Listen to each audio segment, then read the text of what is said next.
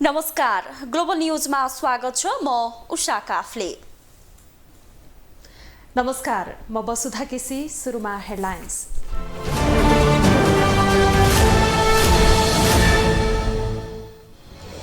जसपामा कारबाही भोगेका नेता भट्टराईले भेटे माओवादी अध्यक्ष दाहाललाई।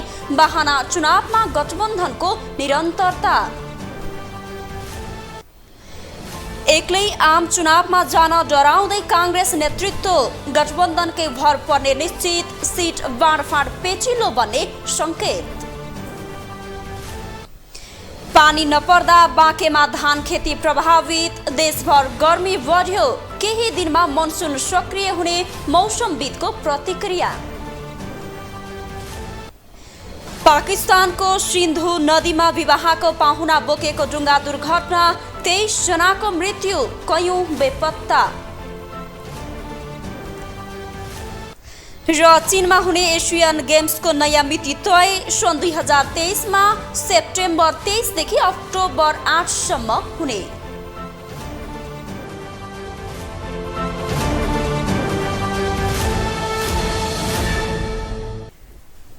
ग्लोबल न्यूज अब विस्तारमा।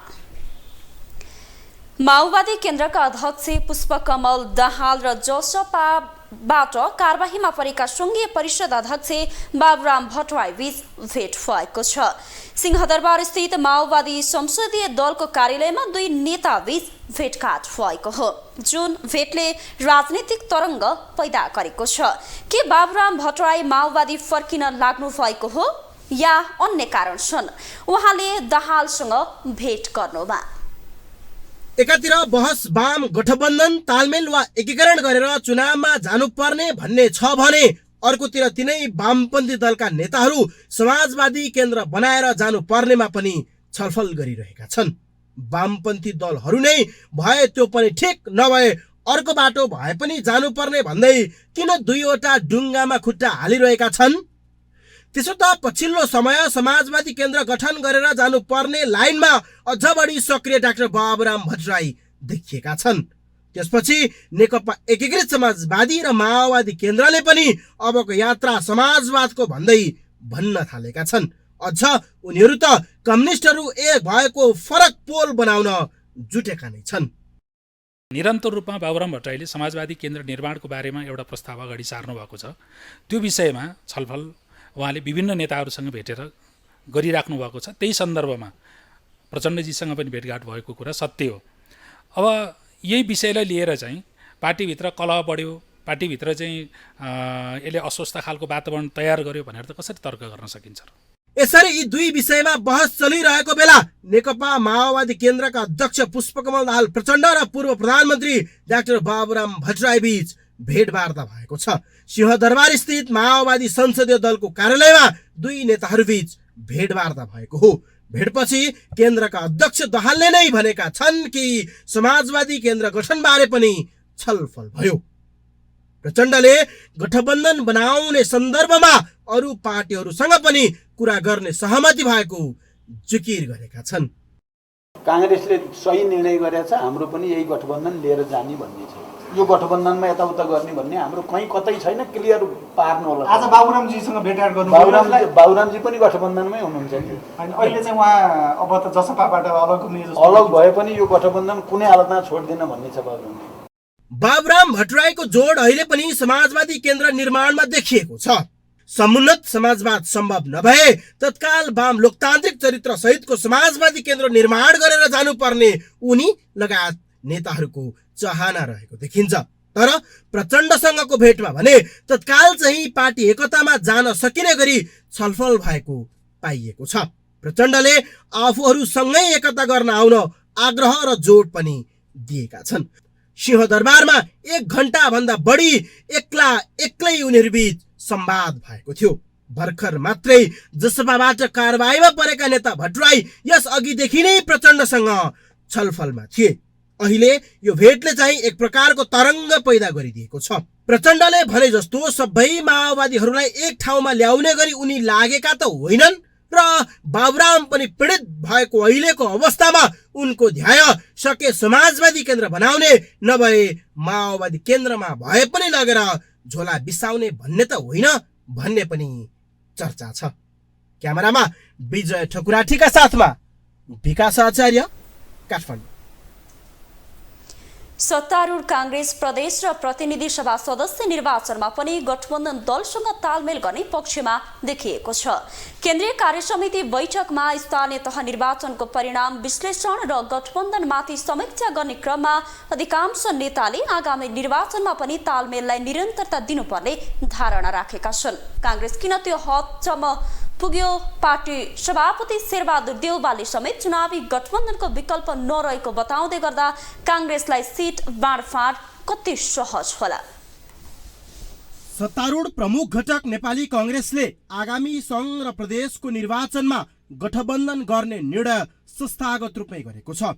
केन्द्रीय कार्यालयमा 5 दिनसम्म चलेको कांग्रेस केन्द्रीय कार्य समितिको बैठकले 30 वैशाखको स्थानीय तहको चुनावमा भएको तालमेल सन्तोषजनक भएको निष्कर्ष निकाल्दै अब पनि सत्ता गठबन्धनमा आबद्ध दलहरूसँग चुनावी तालमेल गर्ने निर्णय गरेको हो। त्यसो त स्थानीय तह चुनावका बेला तालमेल गर्ने विषयमा विभाजित नेपाली कांग्रेस संघीय चुनावमा गठबन्धन गर्ने बारे भने एक ढिक्का भएको छ। वैशाख 30 गते सम्पन्न स्थानीय निर्वाचनबाट पहिलो दल बनेको नेपाली कांग्रेसलाई आसन्न प्रतिनिधि सभा तथा प्रदेश सभाको निर्वाचनमा स्पष्ट बहुमततर्फ लक्षित गराउँदै संविधानको रक्षा र लोकतन्त्रको थप सुदृढीकरण गर्दै जनताको समुन्नतिको सपनालाई स्थिर सरकार मार्फत सम्बोधन गर्नका लागि केन्द्रीय कार्य समितिको बैठक सत्ता गठबन्धनमा रहेका दलहरूसँग संवाद गरी चुनावी तालमेल गरेर अघि बढ्ने निर्णय गर्दछ। तर कांग्रेसले त्यसको लागि एउटा शर्त भने अघि सारेको छ। उसले स्थिर सरकार दिनका लागि चुनावपछि अरू दलसँग सत्ता गठबन्धन गर्न नपाउने र 5 वर्ष आफ्नै नेतृत्वमा सरकार बन्नुपर्ने शर्त अघि सारेको हो। साथै आसन्न प्रदेश र प्रतिनिधि सभा निर्वाचनमा कांग्रेसलाई बहुमत दिलाउन प्रयास गर्ने पनि निर्णय गरेको छ। यो कांग्रेसको संस्थागत निर्णय हो। त्यो हिसाबमा कांग्रेस अब वाम लोकतान्त्रिक गठबन्धन गर्न एक ढिक्का भएको छ। तर उसको लक्ष्य एकल बहुमत ल्याउने तर्फ भने उन्मुख देखिन्छ। कांग्रेसको निर्णय हेर्दा ऊ गठबन्धन गर्न तयार स्थिर सरकार दिनका लागि गरेको देखिन्छ। त्यसो त अन्य धेरै कारण छन् ऊ गठबन्धन नगरी नहुने अवस्थासम्म पुग्नुमा, जस्तो कि वामपन्थीहरू बीच चुनावी तालमेल गठबन्धन वा एकीकरण भए पुनः 2074 साल दोहोरिने भए उसलाई छ। त्यही भएर निर्वाचनको मिति नै घोषणा नभई कांग्रेसले गठबन्धन बारे संस्थागत निर्णय गर्यो। यसले के पुष्टि गर्छ भने पछिल्लो समय चर्चामा रहेको वाम एकता गठबन्धन र तालमेलको बहस र विषयले कांग्रेस सशंकित मात्रै भनेन, हतार हतार निर्णय लिने अवस्थासम्म पुग्यो। उसलाई डर यो मानेमा भयो कि कतै माओवादी र एकीकृत समाजवादी एमालेसँग मिल्न जाने पो होइन, जबकि एमाले त गठबन्धन गर्न आह्वानै गरिसकेको छ भने माओवादीले पनि वाम तालमेल गर्नुपर्ने जिकिर गरिरहेको छ। म आग्रह गर्न चाहन्छु, राफसाफ कुरा गर्नु। कोही वामपन्थी हुनुहुन्छ भने आउनुहोस्, आउनुहोस्। वामपन्थी हुनुहुन्छ भने गल्ती भइहाल्यो र छोडिदिनु, गल्ती छोड्नु भइहाल्यो। वामपन्थी हुनुहुन्छ भने आउनुहोस्। म अन्तिममा यो कुरा पनि जोड्न चाहन्छु, हामीले सबै सच्चा कम्युनिस्टहरूलाई एकीकृत र केन्द्रीकृत गर्नु छ, जो माओवादी भन्दा बाहिर पनि छन्। बाहिरका सबै अवसरवादी मात्रै छन् भन्ने भ्रम पनि हामीले राख्न हुँदैन। मार्क्सवादलाई नै अवलम्बन गर्नुपर्छ, कम्युनिस्ट आन्दोलनलाई नै अगाडि बढाउनुपर्छ भन्ने हजारौँ हामीभन्दा बाहिर, माओवादी भन्दा बाहिर पनि छन्। तर 5 दलीय गठबन्धनमा सिट बाँडफाँड र कांग्रेसले दाबी गरे जस्तो एकल बहुमत ल्याउने गरी सिट लिन त्यति सहज भने छैन। पछिल्लो समय प्रचण्ड आफैले प्रधानमन्त्री बन्न चाहना राखेका बेला र आलो पालो प्रधानमन्त्री बारे एउटा बिन्दुमा छलफल हुने दाबी गर्दै आएका प्रचण्डले र माओवादी केन्द्रले कांग्रेसलाई एकल बहुमत ल्याउन देलान्। अर्कोतर्फ एमाले यसअघि जित हासिल गरेको सबै संघीय निर्वाचन र प्रदेश निर्वाचन क्षेत्र आफ्नो हुने दाबी गर्दै आएको एकीकृत समाजवादीले पनि कांग्रेसलाई बहुमत ल्याउन दिने गरी गठबन्धन गर्न राजी होला। यसले एउटा बहस भने छेडेको छ। अर्कोतर्फ धेरै सिट लिनुपर्ने दबावमा रहेको कांग्रेसले सहज रूपमा अन्य 4 दललाई सिट छोड्लान्। क्यामेरामा विजय ठकुराठीका साथमा विकास आचार्य, काठमाडौँ। राष्ट्रिय प्रजातन्त्र पार्टी राप्रपाका 4 नेताले पार्टी परित्याग गरेका छन्। राप्रपाको केन्द्रीय कार्य सम्पादन समितिको बैठक बसिरहेका बेला दिलनाथ गिरी, श्याम तिमल सिन्हा, केशवराज श्रेष्ठ र दिल विकास राज भण्डारीले पार्टी परित्याग गरेका हुन्। संयुक्त विज्ञप्ति जारी गर्दै राप्रपाको साधारण सदस्य समेत नरहने गरी पार्टी छाडेको घोषणा गरेका हुन्। 4 नेतासँग यसअघि पार्टीले स्पष्टीकरण मागेको थियो। उनीहरूले राप्रपा भित्र आन्तरिक प्रजातन्त्रको चिरहरण भएको सर्वसत्तावाद र अहंकार मौलाएको विधि विधानको धज्जी उडिरहेको भन्दै यस्तो अवस्थामा अपमानित र निरीह भएर पार्टीभित्र बस्न सक्ने अवस्था नभएको उल्लेख गरेका छन्।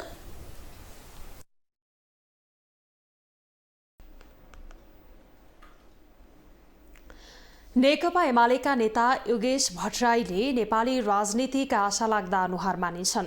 भाषण कलामा निपुण उहाँ विशेष गरी युवा पुस्तामा चर्चित र प्रिय हुनुहुन्छ। तर विचार र सिद्धान्तमा अडिग रहन नसक्दा उहाँले पकड गुमाउँदै गएको विश्लेषण हुन थालेको छ। शीर्ष नेताको छायामा परेका उहाँ अचेल पार्टीमा हस्तक्षेपको साटो विपक्षी नेताको छितो काटेर दिन बिताउन थालेका छन्। मंगलबार काठमाडौँमा अनिरा सोभ्यूको एक कार्यक्रममा एमाले सचिव योगेश भट्टराईले प्रधानमन्त्री देउबामाथि शब्दको हमला गरे। उनले प्रधानमन्त्री देउबालाई बुद्धि विवेक र नीतिहीन मानिसको रूपमा चित्रण गरे। 5 पटक प्रधानमन्त्री भइसकेका देउबाको हातमा सत्ता सुम्पेर माओवादीले गम्भीर गल्ती गरेको उनले टिप्पणी गरे। त्यो गरिबीको रेखामुनि भएका मानिसहरूलाई माथि उठाउने कुरा कांग्रेसले गर्छ। कांग्रेसले म चाहिँ रोजगारी नपाएका मानिसहरूलाई रोजगारी दिन्छ कि त बजारमा जा, कम्पिटिसन गर, सक्सेस गर, नसके मर भन्ने त हो नि कांग्रेसको सिद्धान्त लिबरल इकोनोमीको, हैन? बजार त्यही त हो। भन्छ शिक्षा पनि त बजार नै छोडिदिन्छ नि उसले। त्यसैले आज हामीले शिक्षा जस्तो गम्भीर नीति बनाउने जिम्मेवारी कांग्रेस, त्यसमा पनि शेरबहादुर देउबा जस्तो कुनै बुद्धि विवेक र नीतिहीन मानिसको हातमा सुम्पिया छौं। यसरी हुँदैन। मसाले र माओवादी मिलेर कांग्रेसलाई उचालेको टिप्पणी गर्दै भट्टराईले उनीहरूकै कारण कांग्रेसको जोवानी फर्केको बताए। मसाले र माओवादी मिलेर इतिहास मेटिने अवस्थामा पुगेको कांग्रेसलाई उचालेर महिमत्त बनाएको भट्टराईको टिप्पणी छ। त्यो एउटा कुनामा पुगिसकेको कांग्रेस। हामी कम्युनिस्टहरूले सिंहदरबारमा शासन गरिरहँदा यसो जिब्रो चलाउँदै मुख मुठ्याएर छेउछेउमा बसेको कांग्रेसलाई साथीहरूले लगेर सत्ता सुम्पिनु हो। अब यो कांग्रेसको उन्माद सबभन्दा बढी त त्यो गठजोडकै साथीहरूले फेला पर्नेछन्। तिनीहरू हामीलाई त थाहा छ कांग्रेसको उन्माद। त्यसो त राजनीतिक दलमा आशा गरिएका युवा नेताहरूले अर्को पार्टीका नेताहरूलाई गाली गर्ने प्रवृत्ति बढ्न थालेको छ। कांग्रेस महामन्त्री गगन थापादेखि योगेश भट्टराईसम्म एउटै लयमा देखिँदा त्यसको असर युवा पुस्तामा समेत पर्न सक्ने चिन्ता सुरु भएको छ। ग्लोबल टेलिभिजनका लागि क्यामेरामा सञ्जय खड्काको साथमा कैलाश कठायत, काठमाडौँ। अब पालो ग्लोबल भोइसको।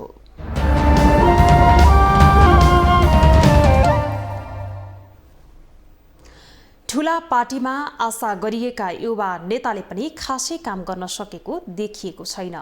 भाषण कलामा पोख्त भए पनि मैदानमा उत्रदा उनीहरू खरो उत्रन सकेका छैनन्। यसै सन्दर्भमा ग्लोबल भोइसमा आज हामीले सोधेका छौं, आशा गरिएका युवा नेता पार्टीमा कमजोर हुँदै जानुलाई के भन्नुहुन्छ? यसमा कस्तो छ भने मेरो आफ्नो धारणा चाहिँ यसमा हाम्रो युवा नेताहरूको कस्तो भने सिद्धान्त एउटा व्यवहार एउटा भएको कारणले पनि अलिकति यो लोकप्रियता घट्दो भयो कि जस्तो लागिरहेछ मलाई चाहिँ।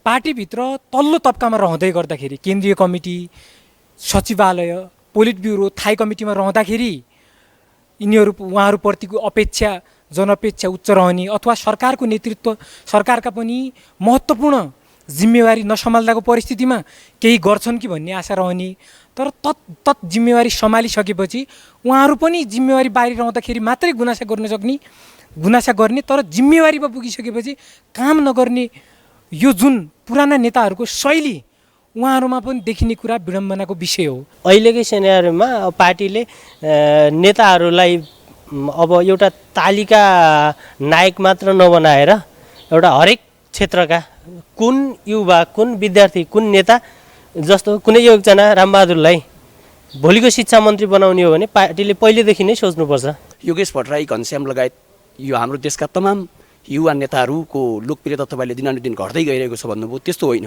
यो देश चलाउने अब युवाले नै हो, लोकप्रियता युवाको लागि बढ्ने हो, तर उहाँहरूले देशको आवश्यकता अनुसार, जनताको आवश्यकता अनुसार काम गरेर नै अगाडि बढ्नुपर्छ भन्ने मलाई लाग्छ। यो लोकप्रियता घट्नु कारण चाहिँ यो लामो समय निकै गहिरो, निकै धेरै लगानी गरेर यो देशको व्यवस्था सुशासनहरू बिगारिएको छ क्या।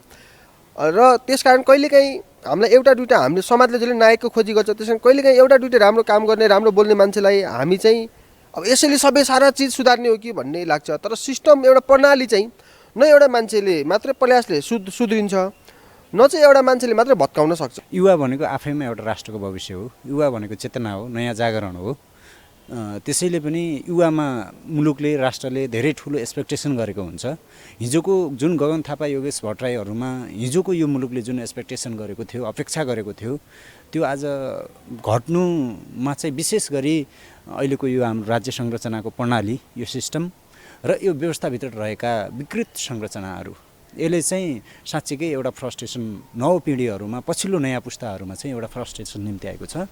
प्रधानमन्त्री शेरबहादुर देउवाले विकास निर्माण गुणस्तरीय बनाउन सम्बन्धित सबै पक्षलाई निर्देशन दिनुभएको छ।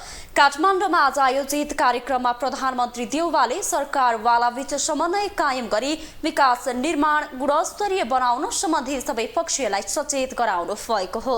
देशलाई समुन्नत र समृद्ध बनाउन सडक, पुल, पुलेसवा, जलविद्युत आयोजना, सूचना प्रविधि लगायतको पूर्वाधारको विकासको आवश्यकता हुने स्पष्ट पार्दै प्रधानमन्त्री देउवाले त्यस काममा इन्जिनियरले आफ्नो पेसालाई थप व्यावसायिक र विशिष्ट बनाउँदै लैजाने विश्वास व्यक्त गर्नुभयो। बनाउनु सडक, पुल, पुलेसवा, नहर, जलविद्युत आयोजना, इलेक्ट्रिसियन, सूचना प्रविधि लगायतका पूर्वाधारको विकास आवश्यकता हुन्छ। यस्ता संस्थाहरूलाई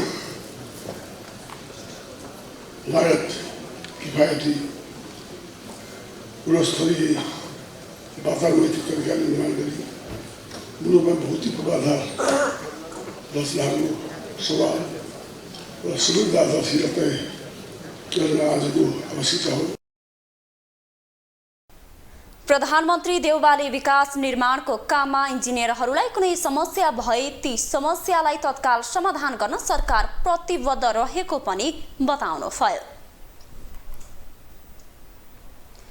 काठमाडौँ महानगरपालिकाले साउन 1 गतेबाट कुहिने र नकुहिने फोहोरलाई वर्गीकरण गरी व्यवस्थापन गर्नुपर्ने निर्णय गरेको छ। सिस्टोल र बन्चरे डाँडामा फोहोर व्यवस्थापन गर्दै आएको महानगरपालिकाले कुहिने फोहोरको उपत्यकामै व्यवस्थापन गर्ने तयारी अनुसार वर्गीकरण गर्नुपर्ने व्यवस्था सुरु गरेको हो। महानगरले फोहोर वर्गीकरण नगर्नेलाई जरिवाना गर्ने समेत चेतावनी दिएको छ। काठमाडौँ महानगरपालिकाले साउन 1 गतेबाट कुहिने र नकुहिने फोहोरलाई वर्गीकरण गरी व्यवस्थापन गर्नुपर्ने निर्णय गरेको छ। सिस्डोल र बन्चरे डाँडामा फोहोर व्यवस्थापन गर्दै आएको महानगरले कुहिने फोहोरको व्यवस्थापन उपत्यकामै गर्ने तयारी गरेको छ। त्यसै अनुसार फोहोर वर्गीकरण गर्ने पनि बाध्यात्मक व्यवस्था सुरु गरेको हो। कुहिने र नकुहिने फोहोरलाई छुट्याएर अलग अलग ठाउँमा फोहोर संकलन नगरे फोहोर नउठाउने समेत बताएको छ। पहिलो प्राथमिकता के भयो त भन्दाखेरि यदि हामीले साँच्चैकै फोहोरलाई 3 तहमा छुटाउन सक्यौँ भने एउटा सिसा जन्ने, एउटा प्लास्टिक जन्ने र एउटा कुहिने, ती 3 चिजलाई चाहिँ छुट्याउन सकेको खण्डमा चाहिँ हामीलाई चाहिँ सबै चिज आवश्यक पर्दो रहेछ भन्ने कुरा बुझियो र चाहिँ कुहिने चिजबाट हामी मल बनाउन सकिने, त्यो पनि अर्ग्यानिक भने, अर्कोतिर चाहिँ सिसा जन्ने त हामी त्यो बिक्री गर्न सक्ने रहेछ र चाहिँ प्लास्टिक जन्ने त्यसलाई चाहिँ रियुज गर्न सक्ने अवस्था भएको कारणले गर्दाखेरि हामी श्रावण 1 गतेदेखि घर घरमा गएर तपाईँहरू आफूले गरिएको जुन पाइएको भान्साको फोहोरहरू छ त्यसलाई चाहिँ सेपरेसन गरेर चाहिँ फोहोर फाल्दाखेरि हामीले हाम्रो समस्या समाधान गर्न सकिन्छ भनेर हिजोदेखि हामी लागि परेका नै हो। काठमाडौँ महानगरपालिकाले फोहोर व्यवस्थापनका लागि 1 करोड रकम समेत विनियोजन गरेको छ।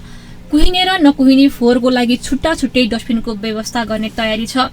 तर फोहोर वर्गीकरण नगर्नेलाई कारबाही गर्ने चेतावनी दिएको महानगरपालिकाले सचेत बनाउन मात्रै निर्णय भएको तर जरिवाना भने नहुने बताएको छ।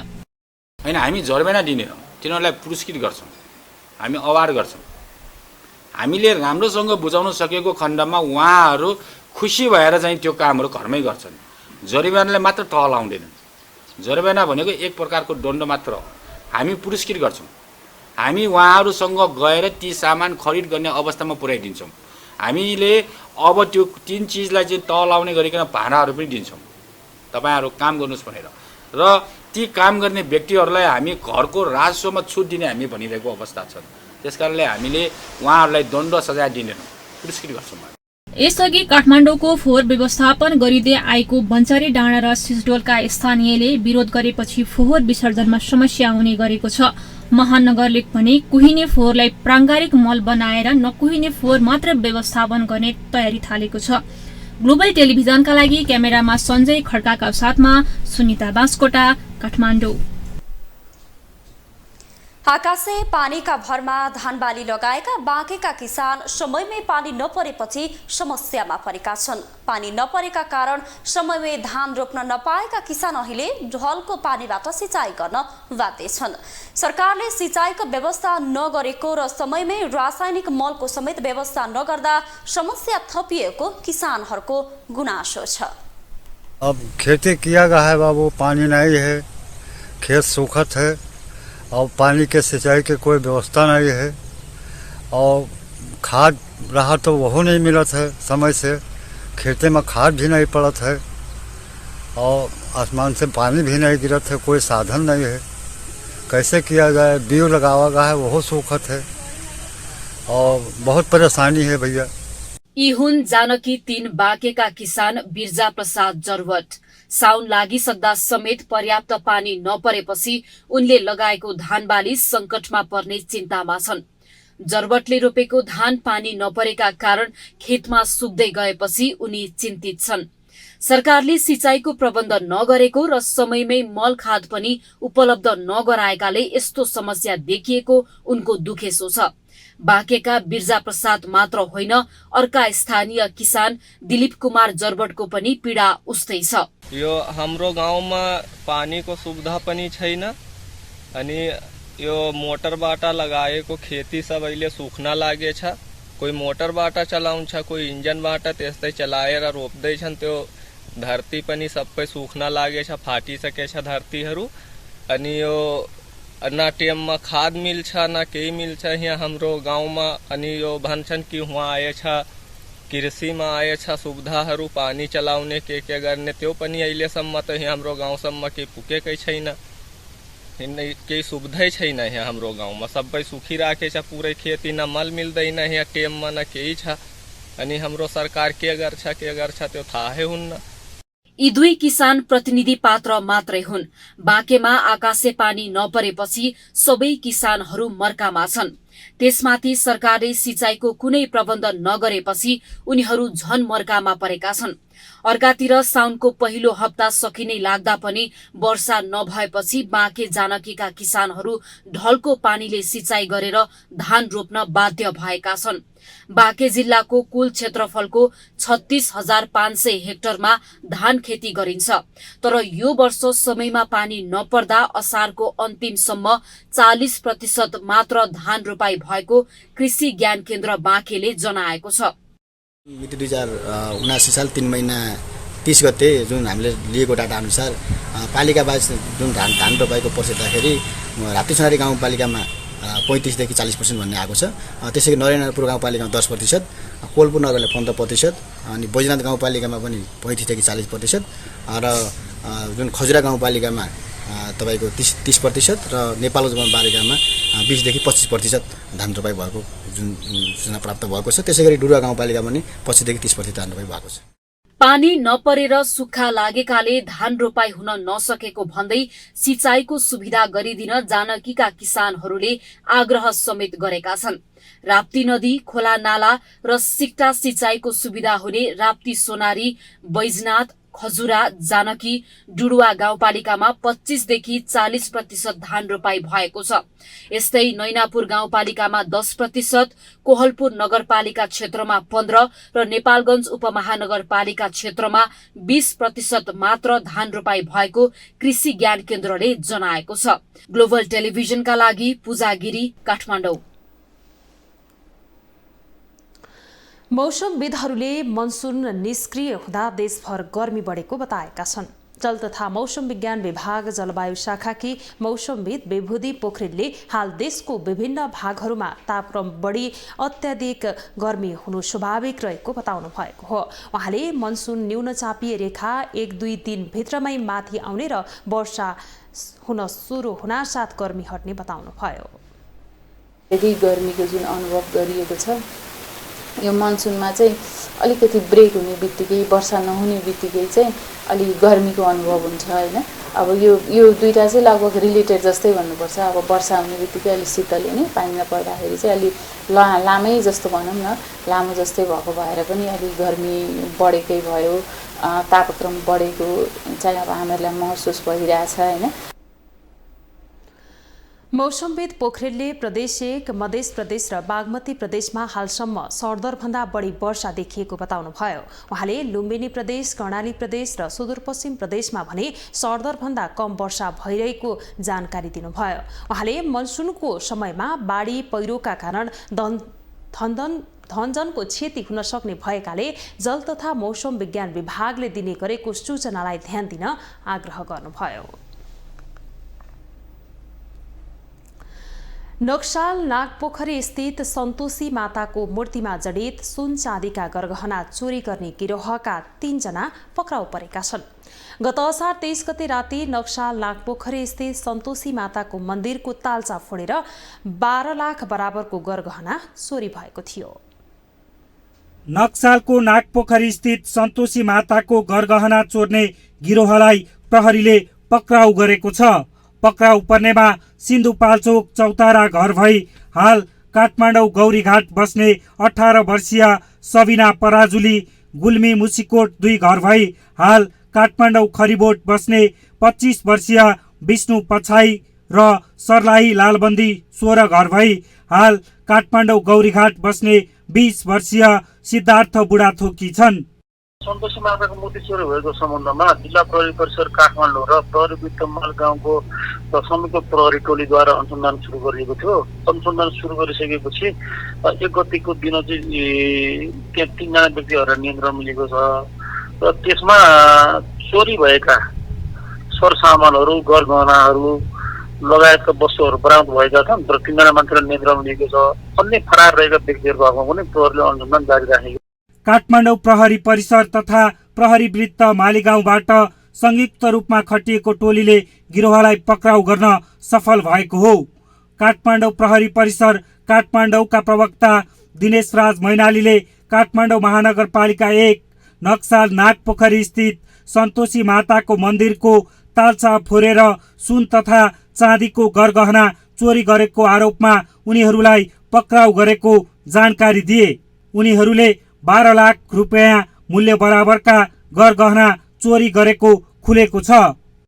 पक्राउ परेका व्यक्तिहरू चोरी गर्न नहुने मुलुक अपराध संहिता ऐन 2074 को चोरी गर्न नहुने कसुरमा अहिले प्रहरी वृत्त मालीगाउँबाट थप अनुसन्धान भइरहेको अवस्था छ।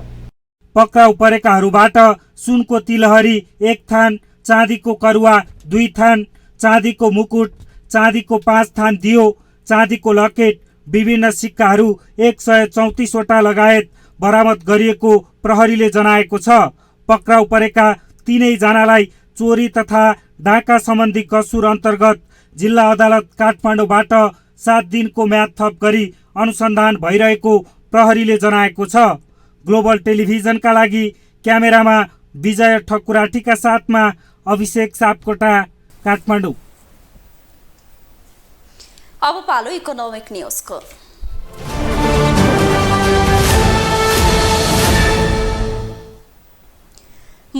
अर्थतन्त्र सङ्कटोन्मुख भएको अवस्थामा वर्षै पछि राज्यका जिम्मेवार निकायको बेरोजु बढ्न चुनौतीको विषय भएको भन्दै सांसदहरूले चिन्ता व्यक्त गरेका छन्।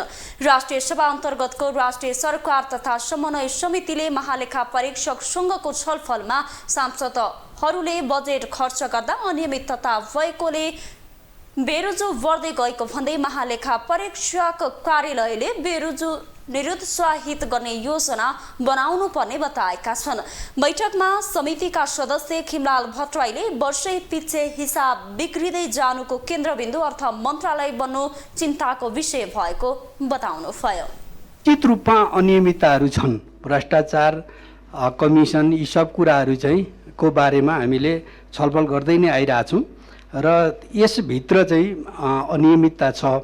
अब अनियमितताको पाटोमा चाहिँ नि हामीले दण्डको व्यवस्था नि, यो दण्ड नहुने सधैँभरि यो चाहिँ हिसाब मिलान गरेर यो चाहिँ ठिकै छ भन्ने जस्तो भइरहेछ।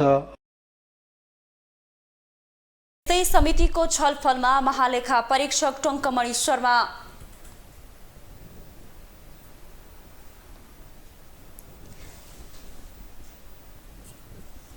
त्यस्तै समितिको छलफलमा महालेखा परीक्षक टङ्कमणि शर्माले महालेखा परीक्षकको कार्यालयले लेखा परीक्षण प्रतिवेदन स्थानीय तह प्रदेश र सङ्घीय सबैको छुट्टा छुट्टै बनाएको बताउनुभयो। उहाँले बेरोजु तथा अनियमितताका कुरामा संस्थागत वा व्यक्तिगत रूपमा हेर्दा असुल गर्ने व्यक्तिगत र अनियमितता देखिएको सरकारी निकायकै नाममा दर्ज भएको विषय भएको दावी गर्नुभयो।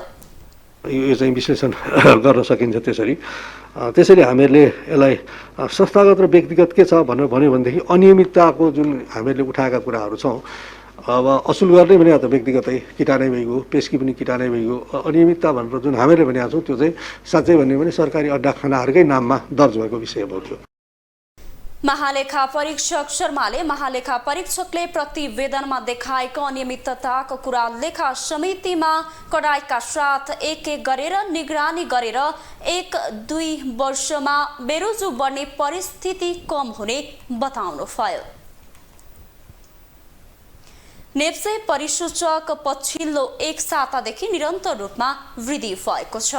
मंगलबार नेप्से परिसूचक 16.27 अङ्क बढेर 2045.69 बिन्दुमा पुगेको छ। त्यस्तै सेन्सिटिभ इन्डेक्स 2.77 अङ्क बढेको छ भने फ्लोट इन्डेक्स 1.35 अङ्क र सेन्सिटिभ फ्लोट इन्डेक्स 1.57 अङ्क बढेको छ। आज कारोबारमा आएका 213 कम्पनीको 57,13,248 किता शेयर 2,29,93,16,000 रुपैयाँ बराबरको खरिद बिक्री भएको छ। नेप्सेसँगै मंगलबार कारोबार रकम पनि बढेको छ। सोमबार शेयर बजार 1,31,96,29,960 रुपैयाँ बराबरको नेप्सेका 13 वटै उपसमूहको परिसूचक बढेका छन्, जसमध्ये वित्त उपसमूहको परिसूचक 2.70% बढेको छ।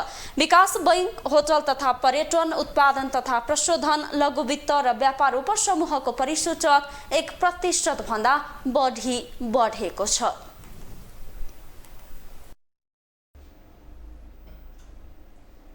अब इन्टरनेशनल न्यूज।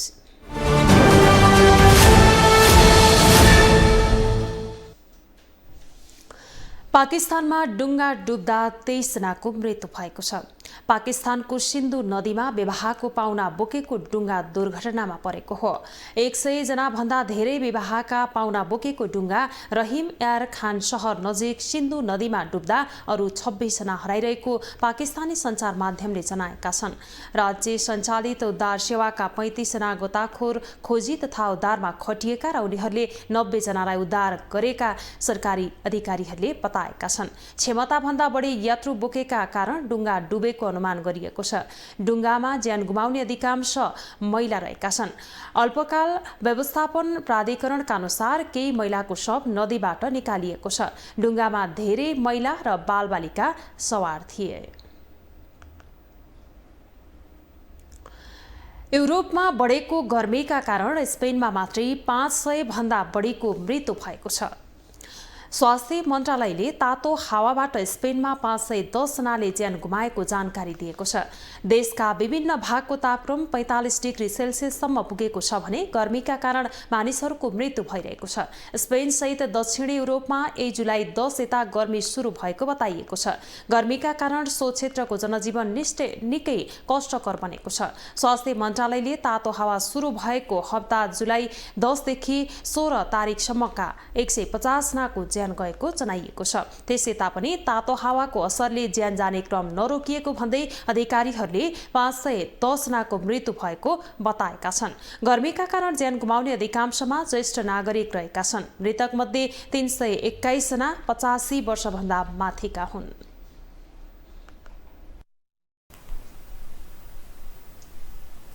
अब पालो स्पोर्ट्स न्यूजको।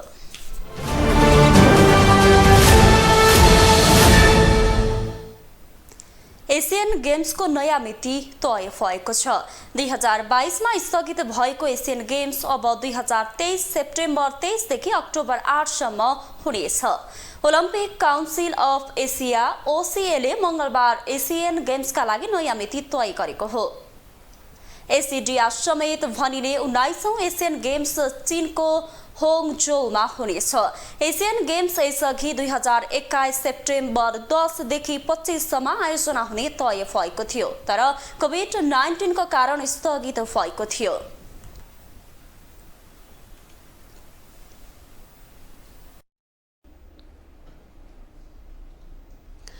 ग्लोबल न्यूजको अन्त्यमा अहिलेसम्मका हेडलाइन्स पुनः एकपटक।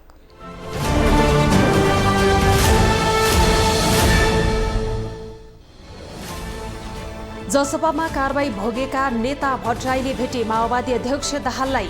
बहाना चुनावमा गठबन्धनको निरन्तरता। एक्लै आम चुनावमा जान डराउँदै कांग्रेस नेतृत्व। गठबन्धनकै भर पर्ने निश्चित। सीट बाँडफाँड पेचिलो बन्ने संकेत।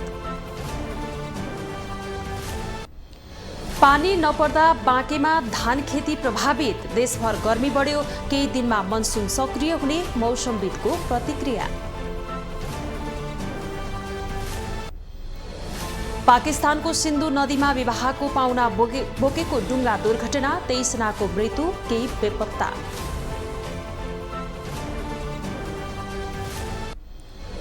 र चीनमा हुने एशियन गेम्सको नयाँ मिति तय। सन् 2023 को सेप्टेम्बर 23 देखि अक्टोबर 8 सम्म हुने।